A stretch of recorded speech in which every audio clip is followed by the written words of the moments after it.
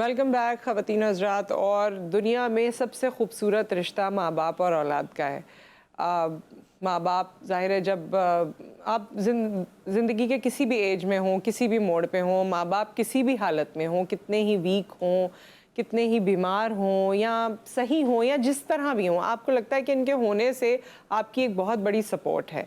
इसी तरह औलाद का रिश्ता माँ बाप के साथ ऐसा है कि जब एक औलाद माँ बाप की ज़िंदगी में आती है, तो आज सुबह में भी मैं ये बात किसी से कह रही थी कि आपको ये महसूस होता है कि मेरी जितनी इम्पोर्टेंस है ना, या मेरी फ़िज़िकल इम्पोर्टेंस या जो कुछ भी है, वो सब एक तरफ और ये एक तरफ। यानी मुझे अगर अपने जिस्म के हिस्से भी करने पड़ जाएं किसी वजह से औलाद के लिए, तो माँ बाप पीछे ना रहे। मैं कभी कभी सोचती हूँ कि माँ बाप के लिए कि मुझसे ज़्यादा अच्छा ये हो, मुझसे ज़्यादा कामयाब ये हो, मुझसे ज़्यादा बेहतरीन ये हो। इंसान और किसी के लिए नहीं चाहता, अपने बहन भाइयों के लिए भी शायद ये नहीं चाह रहा होगा, लेकिन औलाद के लिए ये चाहता है कि ये मुझसे अच्छा हो, ये मुझसे खूबसूरत हो, ये मुझसे ज़्यादा टैलेंटेड हो, ये मुझसे आगे हो।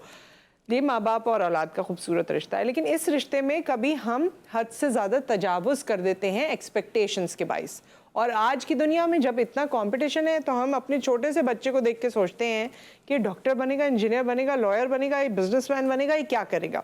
और क्योंकि हमारे जहन में, मेरे भी जहन में वो चीज़ें होती हैं, फाइनल गोल होता है, तो हम अपने बच्चों को बेजा प्रेशराइज भी करते हैं, क्योंकि हमें नहीं पता इसने बड़े होकर कौन सा कारनामा कर देना है। हो सकता है वो कारनामा बिल्कुल ही अलग हो, जिसका ताल्लुक डॉक्टर और इंजीनियर से हो ही ना, और हम कहें अरे वाह अच्छा हुआ डॉक्टर इंजीनियर नहीं बना, लेकिन अभी हम वो एक्सेप्ट नहीं करते। अब इस तरह के बहुत सारे वाक़यात हुए जो मैं आपके गोशगुजार करना चाहती हूँ। एक रीसेंट वाक़या है कराची का, जिसमें बच्चे ने वालिद को उनकी ख्वाहिश पे शायद पापा बाबा जो कहलवाना चाहते थे वो नहीं कहा। 6-7 साल का गालिबन बच्चा था, तो वो उसको मार रहे थे, क्या डरा रहे थे, वो बच्चे की डेथ हो गई। उसके बाद उन्होंने उसकी बॉडी को भी गायब किया। बहरहाल ये बड़ा एक किस्सा है। इतना हसास हो गए वो। एक वाक़या आपने वो भी सुना होगा, जिसमें स्कूल में नंबर अच्छे नहीं आए थे, या पढ़ाई नहीं की थी, या होमवर्क करना था, ऐसी कोई बात थी। वो वालिद ने बच्चे को जलाने के लिए, मतलब जलाने का डरा रहे थे कि मैं तुम्हें जला दूंगा, और उसे आग लग गई और वो बच्चा जल गया और उसकी डेथ हो गई। इस तरह और भी आपने वाक़यात देखे हैं जिसमें मार दिया, कभी कुछ कर दिया, कभी नमाज के लिए। एक दफ़ा मैंने ये वाक़या शेयर किया था कि बच्चे को उठा रहे थे, ज़ाहिर है माँ बाप की रिस्पॉन्सिबिलिटी है, बहुत ज़रूरी है, वो नहीं उठ रहा था या क्या था, तो वो हथौड़ा मार दिया, उसकी डेथ हो गई। इस तरह के इतने वाक़यात हैं। माँ बाप बहुत हसास होते हैं और हमसे बहुत सी गलतियाँ सरज़द हो जाती हैं।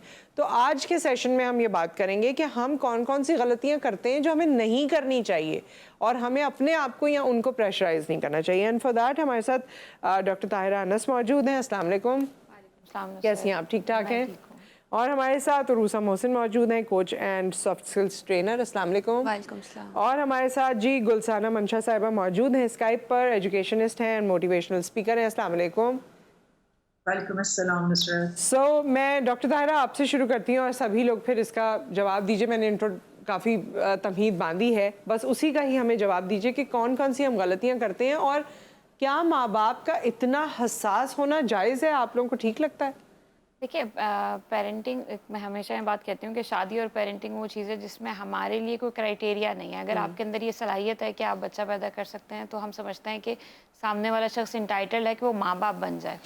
अच्छा, एक बायोलॉजिकल प्रोसेस से गुजर के आप एक इंसान को दुनिया में लेकर आते हैं। उसके बाद मेरे समेत हर वालिदैन के ऊपर ये प्रेशर होता है कि मैंने बच्चे को बनाना है। तो हम जो हस्ती दुनिया में आई है उसको कबूल नहीं करते। हम अपने जहन में एक टारगेट बनाते हैं कि ये बच्चा मेरा प्रोजेक्ट है और इसको मैंने एग्जाम्पलरी बनाना है। सो वो जो प्रेशर मुझे पहले दिन से फील होता है ना, अब उसके अंदर बहुत छोटी सी मिसाल है कि लोग कहते हैं कि जी इसका सर बनाओ, इसका रंग साफ करो, इसके चेहरे से रुआं हटाओ। ये बहस जो पहले महीने से शुरू होती है ना, ये सारी ज़िंदगी चलती है। पहले सर बनाने का मसला होता है, रंग गोरा करने का मसला होता है, चेहरे से रुआं ख़त्म करने का मसला होता है। 6 साल बाद जाके वो मसला इस पर आ जाता है कि जी आपका बच्चा किसको उठकर सलाम कर रहा है, किसको उठकर नहीं सलाम कर रहा। उसकी बेसिस के ऊपर बच्चे को कुछ नहीं कहा जाता, या ये नहीं एक्सपेक्ट किया जाता कि ये बच्चा ये चीज़ कर सकता है। उस पर हमेशा ये बात होती है कि आपकी तरबियत पे सवाल आता है। एक तो डेफिनेटली मुझे ये मोहब्बत है कि मैं चाहता हूँ कि जी मेरा बच्चा एग्जाम्पलरी बने। उस मोहब्बत के अलावा अगर आप 99% पेरेंट्स को पूछे ना, तो वो ये चाहते हैं कि वो एक फ्रीडम और लिबर्टी के साथ ज़िंदगी गुजारे और वो बच्चे की एग्जिस्टेंस को एंजॉय कर सकें। लेकिन वो जब आप उनका अमल देखते हैं तो वो बड़ा अपोजिट होता है। वो नहीं करते। क्यों? क्योंकि जो एक कॉन्स्टेंट प्रेशर है ना कि मुझे लोग जज कर रहे हैं, मेरी जो परफॉर्मेंस एंजाइटी है ना कि मैं एज अ मदर कैसी हूँ, उस जजमेंट के ज़ेरे तहत ये होता है कि हम फिर बच्चों के ऊपर हर चीज़ इम्पोज करना शुरू करते हैं।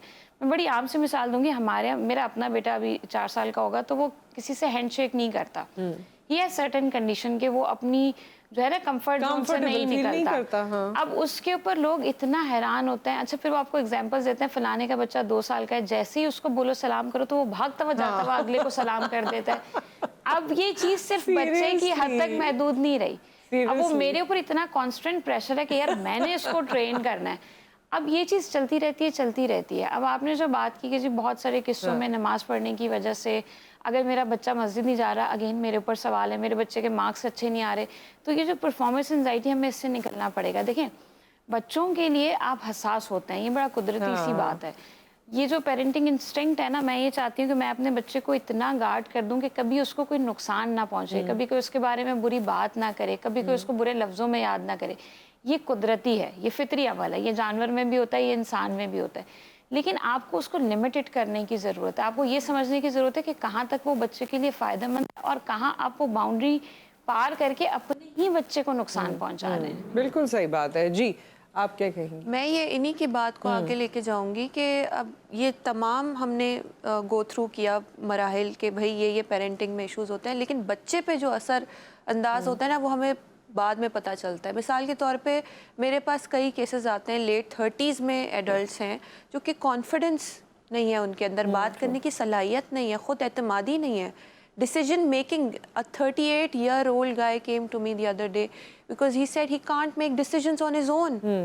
Why? Because सारी ज़िंदगी माँ बाप ने या तो ना ना ना ना बोल के जो है कि ये नहीं करना, वो नहीं करना, बाहर नहीं जाना, या फिर जो है उसको एक मखसूस बबल के अंदर रखा। एक रिसर्च ये कहती है कि जी 7 साल की उम्र तक एक बच्चा 70 से 80 हज़ार दफ़ा ना सुनता है अपने माँ बाप से। ये नहीं करो, वो नहीं करो, बाहर नहीं जाओ, ऐसे नहीं करो, तो सुबह इतने बजे उठना है, इतने बजे सोना है, एंड ऑल ऑफ दैट। देखें, जब इस तरीके से हम लोग बहुत ज़्यादा हसास हो जाते हैं माँ बाप, तो होता ये है कि जो बच्चा है वो सहम जाता है, उसके अंदर आउट ऑफ बॉक्स थिंकिंग नहीं होती, क्रिएटिविटी नहीं होती, और दीगर मसाइल उसके अंदर बाद में हमें देखने को मिलते हैं। मिसाल के तौर पे रिश्तों में बहुत ज़्यादा पिट जाते हैं, जब वो आगे मैरिज लाइफ में भी जाते हैं, तो वो सारी चीज़ें आपको पहले नहीं नज़र आती, सब बाद में दिखती हैं आपको, and that of course is not a very good sign.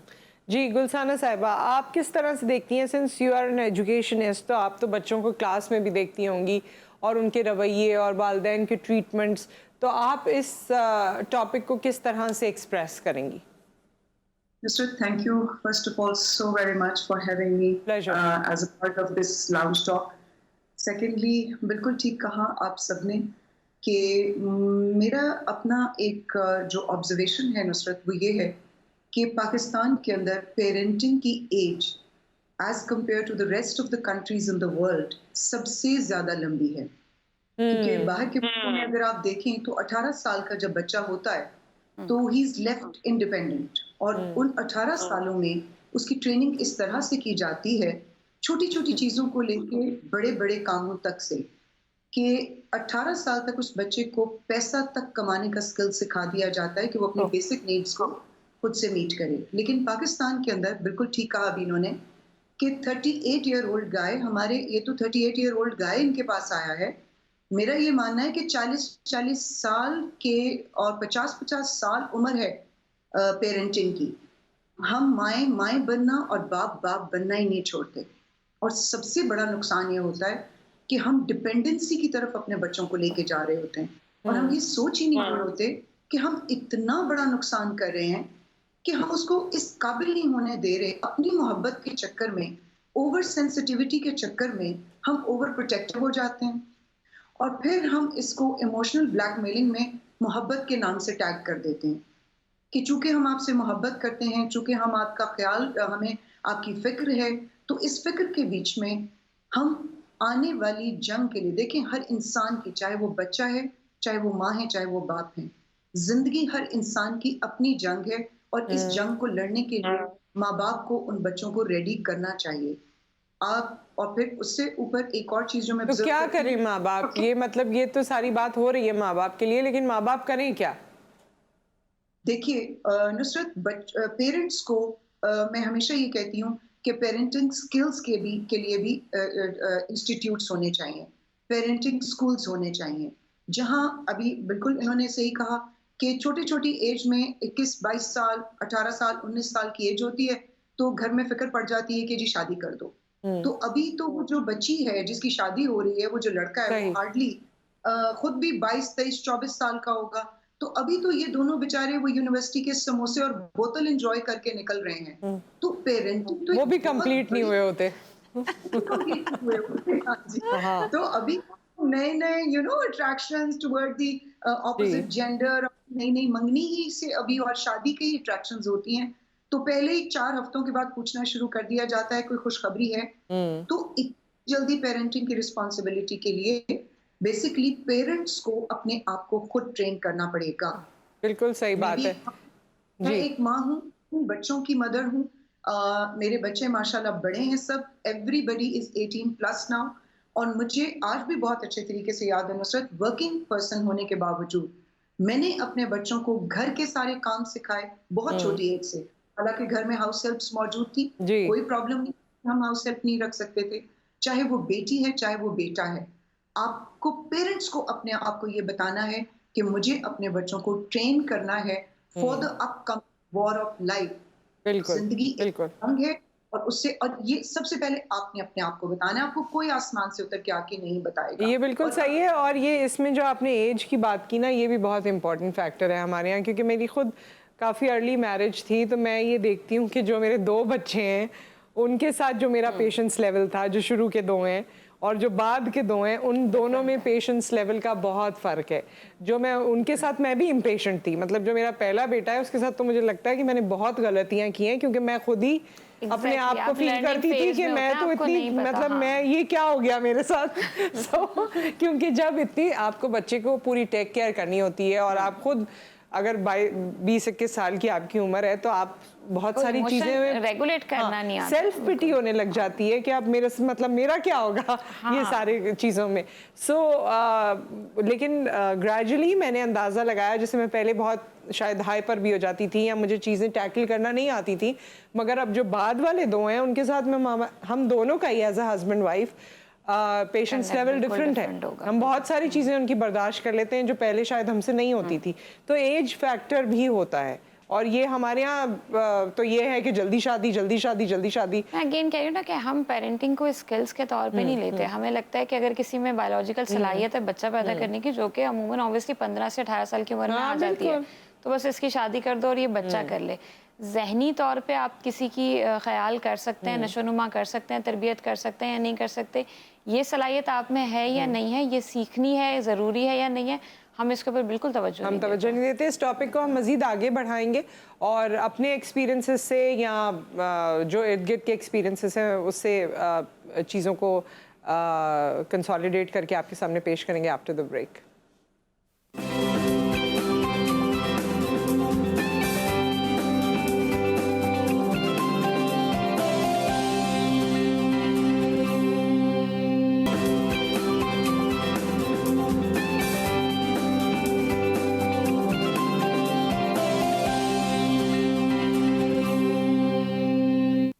Welcome back. आज हम बच्चों और माँ बाप के बारे में बात करें। कोई माँ बाप अपने बच्चे का बुरा नहीं चाहता और किसी बच्चे को भी अपने माँ बाप से नफरत नहीं होती, लेकिन कभी कभी ऐसे एक्सपीरियंसेस हो जाते हैं, ऐसे एक्शंस हो जाते हैं जो आप उसकी बेहतरी के लिए, अपनी औलाद की बेहतरी के लिए कर रहे होते हैं, लेकिन वो टर्न आउट नेगेटिव हो जाते हैं और उससे उनके रवैये भी ख़राब होते हैं। शायद वो मोहब्बत का रिश्ता भी ट्रांसफॉर्म होकर कुछ और हो जाता है और कभी कभी उन पर भी देर पा इम्पैक्ट शख्सियत में पड़ जाते हैं। तो कौन कौन सी ऐसी चीज़ें हैं जिसका हमें ख्याल रखना चाहिए, आज हम वही बातें कर रहे हैं। डॉक्टर ताहिरा हमारे साथ मौजूद हैं, उरूसा मौजूद हैं, गुलसाना साहिबा मौजूद हैं।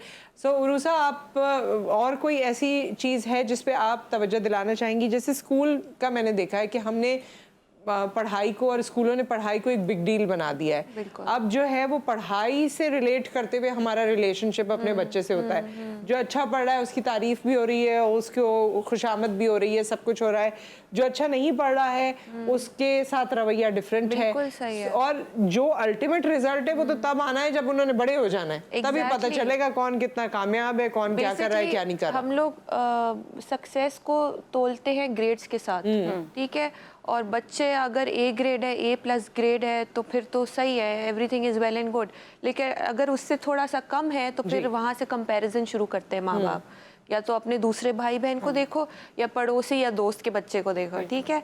तो वो वहाँ से कंपैरिजन शुरू होते हैं, और इस कंपैरिजन की वजह से और इसको बार बार बोल बोल के कि तुमने ग्रेड्स अच्छे लेने हैं, ग्रेड्स अच्छे लेने हैं, बच्चा जो है बहुत सहम जाता है, ठीक है। वो उसकी जो अपनी कैपेबिलिटीज़, और मिसाल के तौर पे जब मैं ट्रेनिंग्स कराती हूँ तो ये भी जिक्र करती हूँ जी, 8-9 मुख्तलिफ़ किस्म की जो है इंटेलिजेंसेस हैं, ठीक है। इट्स नॉट, मिसाल के तौर पे हम ब्रेक में बात कर रहे थे कि भाई एक बच्चा जो मैथ्स में अच्छा नहीं है, दैट्स ओके, राइट। हो सकता है कि वो सिंगिंग, म्यूजिक में ज़्यादा अच्छा हो, उसका ऑडिटरी सेंस बहुत अच्छा हो, राइट। किसी का किनेस्थेटिक बहुत होगा, यानी कि वो एथलेटिक बहुत होगा, राइट।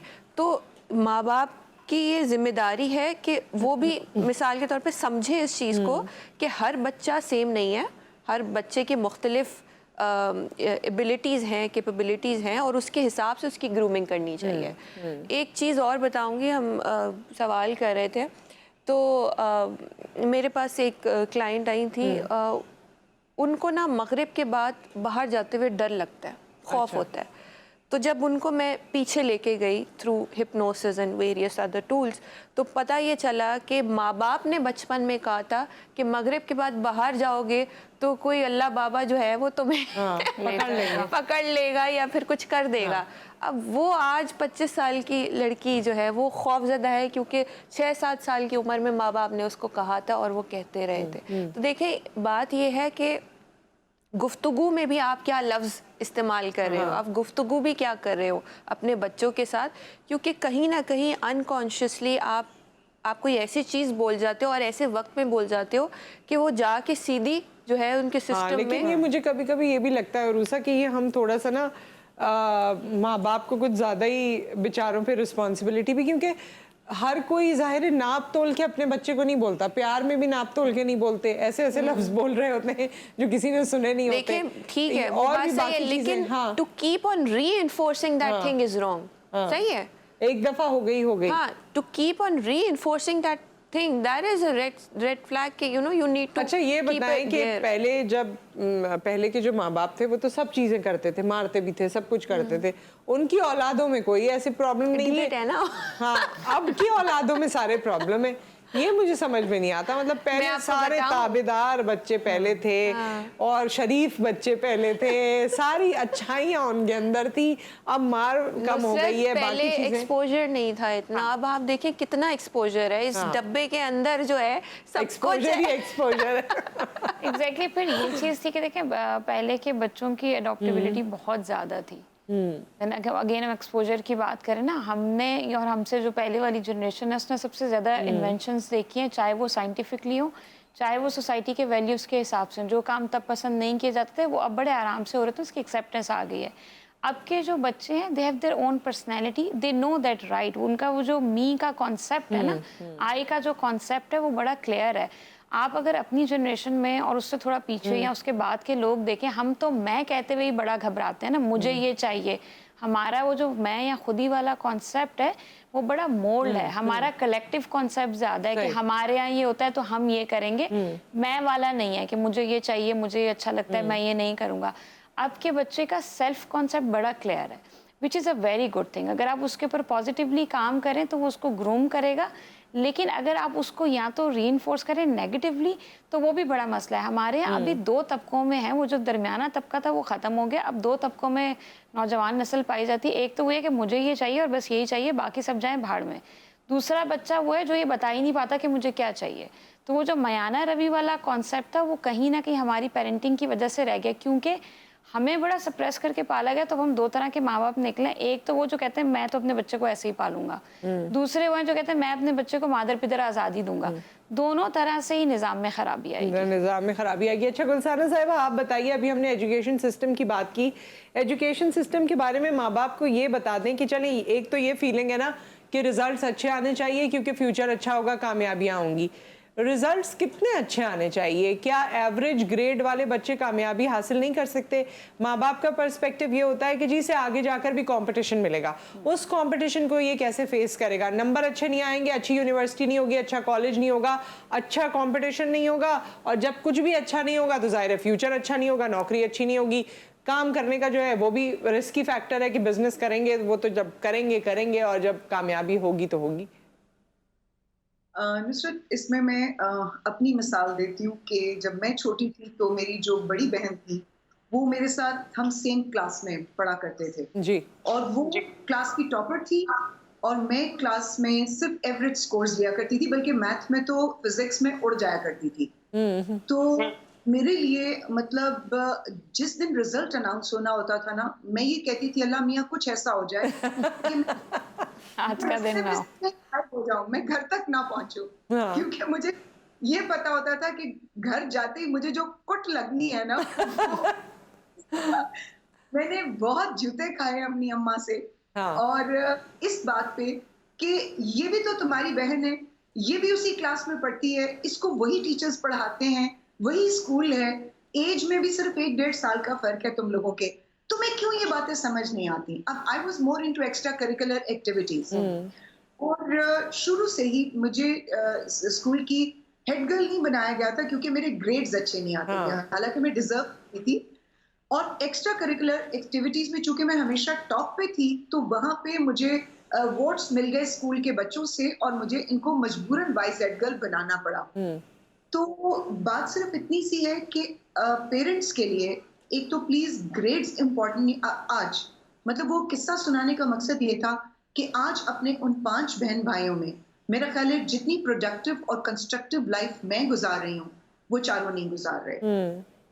मैं उन्हें बोलती हूँ कि आप लोग अपनी लाइफ को, और वो जो मेरी बहन टॉपर थी, वो जो मेरी एक कजन उस क्लास में थी वो भी मतलब टॉपर थी, आज ये दोनों लड़कियां अपने घरों में सिवाय हाउसवाइफ्स होने के, बर्तन धोने के, कपड़े धोने के और रोटी पकाने के अलावा कुछ और जिंदगी में कंट्रीब्यूशन नहीं दे रही। But I turned out to be a multitasker because I was not only into books and grades, I was into activities where I was learning life, I was learning skills of life. Parents को ये understand करने की जरूरत है कि balance रखना बहुत जरूरी है। प्लीज अगर वो एक मजमून में ए ग्रेड या बी ग्रेड नहीं ले रहा, अपने आप को समझाइए कि कोई कयामत नहीं आ जाएगी। आपको वक्त बताएगा कि आपके बच्चे की जो टैलेंट है वो क्या है। बेसिकली पेरेंट्स को जरूरत है नुसरत कि फैसिलिटेटर्स बने, डिक्टेटर्स ना बने। जब आप फैसिलिटेटर्स बनेंगे तो आप अपने बच्चे को एक्सपीरियंस करने दीजिए एक सेफ एनवायरनमेंट के अंदर, और वो सेफ एनवायरनमेंट पेरेंट्स ने क्रिएट करना है। और जब आप ओवर प्रोटेक्टिव हो जाते हैं, ओवर सेंसिटिव होते हैं, आप एक बहुत बड़ी पेरेंट्स की हैसियत से गलती हम और करते हैं, हम जेंडर डिस्क्रिमिनेशन में जाते हैं। नुसरत, मुझे सब ज्यादा प्रॉब्लम जो इस वक्त फेस करनी पड़ रही है स्कूल में, वो कोएड है मेरा स्कूल, और वहां पे बच्चियां आके मुझे ये बताती हैं कि मिस अब देखें, है तो बच्ची की प्रोटेक्शन का ही मामला ना, है तो माँ बाप की मोहब्बत ही है, लेकिन मुझे सिर्फ ये समझ नहीं आती, वो कहती हैं कि जी हमें वो कह रहे हैं आप प्राइवेट करें। आपने अभी जो प्रोग्राम में कुछ किस्से सुनाए थे, शायद वो कोई मिडिल क्लास या लोअर मिडिल क्लास के केसेस होंगे। मैं आपके साथ में प्रेजेंट कर रही हूँ इस वक्त एलीट और हाई क्लास ऑफ पाकिस्तान को। गुलसाना साहिबा, मुख्तसरन अपनी बात मुकम्मल कर लीजिए क्योंकि वक्त बिल्कुल खत्म हो रहा है हमारे पास। जी, ये लगता है कि बेटों और बेटियों को भी ओवर प्रोटेक्शन में मत लेके जाएं, बल्कि बेटियों को ट्रेनिंग दें इस तरह की कि वो माशरे के बीच में बेटों की तरह मूव कर सके। गुलसाना साहिबा, आज ये प्रोग्राम जो है आपने अपनी बहन और कजन को नहीं दिखाना है वरना फिर जो है ना मसाइल हो जाएंगे, ठीक है? लेकिन नहीं, वो तमाम खवातीन जो होम मेकर हैं वो भी बहुत ज़रूरी काम कर रही हैं और बहुत इंपॉर्टेंट काम कर रही हैं और बड़े दिल गुर्दे का काम कर रही हैं, तो hats off to them as well.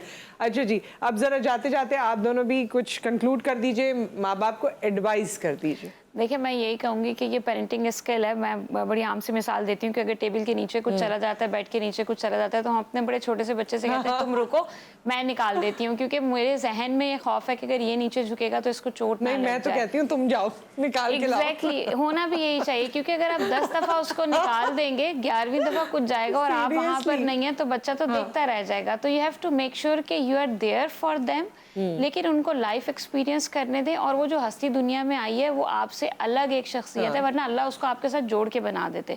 बेशक वो आपकी औलाद है, माओ के जिस्म से आती है, वालिदैन की जो है वो जिस्म का हिस्सा होती है, बिल्कुल बिल्कुल, लेकिन वो एक अलग शख्सियत है। They have their own personality, बिल्कुल। एग्जैक्टली, उसको सेलिब्रेट करें और उसमें बाउंड्रीज भी जरूर लगाएं, लिमिट्स भी लगाएं, मादर पिदर आज़ादी भी ना दें, लेकिन ये हमेशा जहन में रखें कि आपकी मोहब्बत की भी एक हद होनी चाहिए। उसके सर पे सवार ना, उसको मोल्ड ना करें, उसको पॉलिश ज़रूर करें लेकिन उसको मोल्ड ना करें, वो रहने दें जो वो है। जी उरूसा, आई थिंक मैं बस यही कहूँगी कि बच्चे जो हैं वो खुदा का दिया हुआ तोहफ़ा है आपके लिए, और उसको एक्सपोजर दें, एक्सपीरियंस दें, और छोटे छोटे रिस्पॉन्सिबिलिटीज़ टास्क दें। जैसे बाहर वेस्टर्न वर्ल्ड में बच्चों को टास्क दिया जाता है, जाओ आज तुम्हारा दिन है बाहर गार्डन को मूव करने का, या फिर आज तुम्हारा दिन है गाड़ी को धोने का। तो छोटे छोटे टास्क दें और उनको डिसीजन मेकिंग में शामिल करें। मिसाल के तौर पे ये बोले उनको कि अच्छा बेटा आज तुम बताओ आज क्या खाने में बनेगा, बजाय इसको उनको ऑर्डर देने के कि आज यही बनेगा और यही खाना है। से हर घर में आजकल औलाद ही बता रही है कि क्या बनेगा।